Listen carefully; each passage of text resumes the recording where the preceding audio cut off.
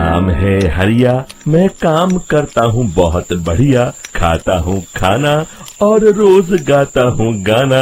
अरे यार, आज तो बहुत देर हो गई। इस खतरनाक जंगल को देखकर तो मेरे हाथ पैर ठंडे हो गए हैं।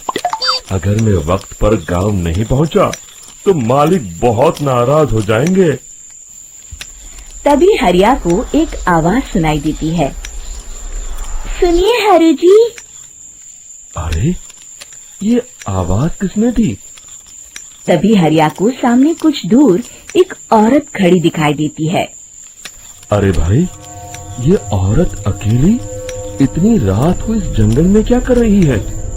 चलकर पूछना पड़ेगा।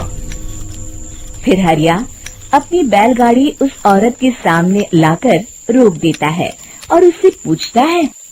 अरे सुनिए, आप इतनी रात को इस खतरनाक जंगल में अकेली क्या कर रही हैं? तभी वो औरत मीठी आवाज में कहती है, अरे हरु जी, आप आ गए। मैं कब से आपका इंतजार कर रही थी। वैसे तो यहाँ से काफी लोग गुजर चुके हैं, लेकिन मैं खास आपका इंतजार कर रही थी।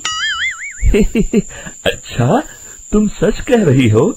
मुझे तो यकीन नहीं हो रहा है। वो क्या है ना, आज तक किसी ने मुझसे इतने प्यार से बात नहीं की। हाँ हाँ हरु जी, मैं सच कह रही हूँ।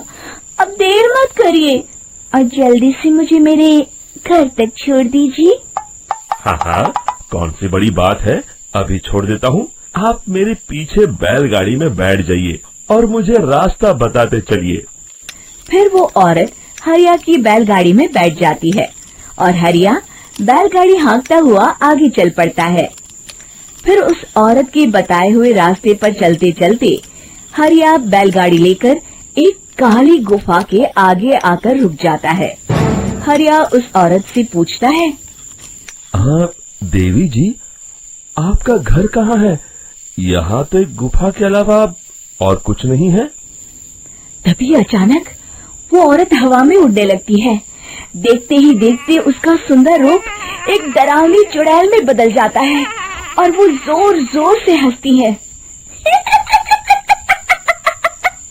अरे तू तो एक नंबर का बेवकूफ निकला।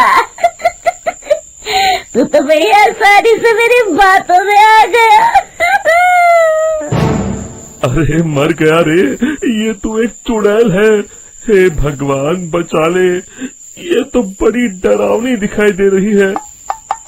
और फिर अगले ही पल हरिया की बैलगाड़ी में रखा सारा सामान हवा में उड़ता हुआ उस काली गुफा के अंदर चला जाता है और वो चुड़ैल भी उस गुफा के अंदर जाकर कहीं गायब हो जाती है।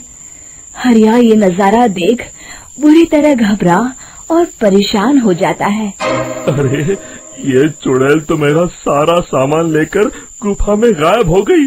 अब क्या होगा? अगर मैं गांव खाली हाथ गया तो मालिक मेरी अच्छी खबर लेंगे। मेरी इस बात का कोई यकीन भी नहीं करेगा। फिर आखिर वही हुआ। हरिया के मालिक चंपक सेठ को हरिया की किसी भी बात पर रत्ती भर भी यकीन नहीं हुआ। चंपक सेठ को लगा हरिया झूठ बोल रहा है और उसने ही लालच में आकर सारा सामान हड़प कर लिया है। फिर हरिया को बेईमान समझकर चंपक सेठ उसे काम से निकाल देता है। अगले दिन अपनी दुकान में परेशान बैठा चंपक सेठ गुस्से में बड़बड़ाता है। अरे, दुकान में तो सामान बिल्कुल भी नहीं है।